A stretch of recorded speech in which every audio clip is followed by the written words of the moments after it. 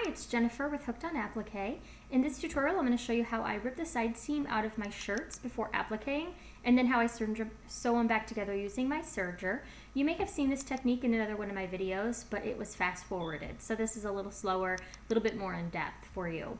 And first I'm going to start out with a Chevron Boutique Blanks ruffle top, and I'm going to rip the side seam out. I always rip the right side out.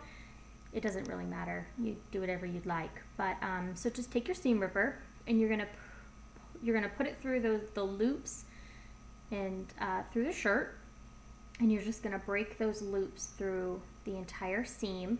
And then once all the loops are broken, you're gonna go ahead and pull out the line of straight stitching.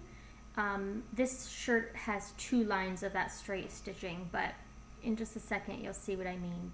Once you pull the straight stitching thread, it just pulls out in one big long thread. See that one long thread? So this shirt itself had 2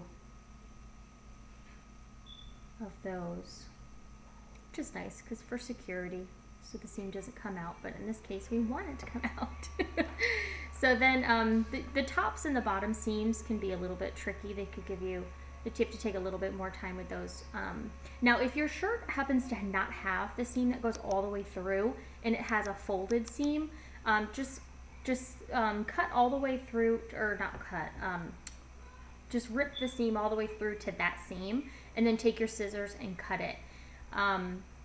It's no big deal because when you serge it back up, you're never gonna know the difference. You just make sure you align your 2 seams at the bottom up real nice. And so then you're going to take your shirt over to your serger, and you're going to serge like a 4 or 5 inch tail because you're going to need that at the end. I'll show you what that's for. And pin your shirt together and put it on your machine.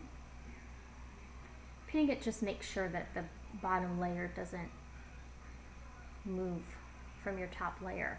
And then you're just going to slowly guide the shirt through the machine. You don't want to stretch your shirt. If you stretch your shirt, you're going to end up with a wavy seam, and it's going to like that lettuce leaf look, and you're not going to want that. So just gently let the machine do the work for you. And then again, stitch another couple inches of that tail, and then take an upholstery needle with a large eye and thread that needle through your tail that you created, and then you're going to thread the tail back through your serged edge, and that's going to encase that tail, and it's going to make sure that your shirt seam does not come unraveled.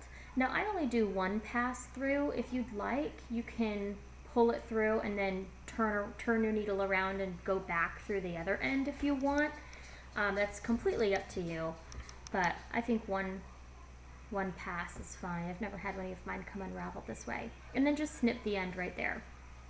You want to go up a couple inches, and then that's your serged edge. And of course you do that for the other side as well. And I'm just taking out the pins here, and I'm going to flip the shirt and right side out and show you. There we go. And then you can see that the edge is all back up.